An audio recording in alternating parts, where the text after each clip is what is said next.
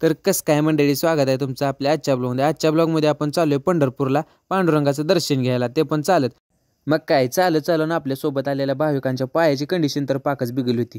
मग काय केलं त्यांनीच, आपलं चिप्स आणि च्युइंगम घेतली खायला. तेवढंच काय तर करमणूक म्हणून काय तर केलं गड्यांनी. बरं केलं बाबा, म्हणलं चांगलं केलं, तेवढीच एनर्जी.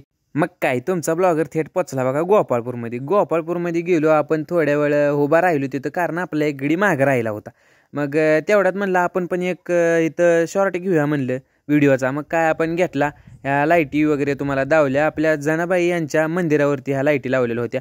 आणि हो काय, हे त्याच गडीची वाट बघते बघा मागे, कशी बघायला लागली ती, जणू काय मागून कोण आलीच काय की असंच. बरं असू द्या, बघू द्या म्हणलं. मग आपण थेट पोचलो बघा नदीवरती गेलो, आंघोळ वगैरे केली आपण मस्तपैकी. नदीला तर खूप गर्दी होती, त्यामुळे तिथनं आपण लगे हल्लून आपल्या ब्लॉगरनं पण गंध लावलेला.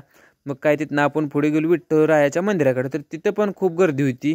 दर्शन घ्यायला गेलो खरं आहो, तिथं लईच गर्दी होती. मग काय तशाच गर्दीत आपण आपल्या पांडुरंगाच्या मंदिराची एक प्रदक्षिणा पूर्ण केली.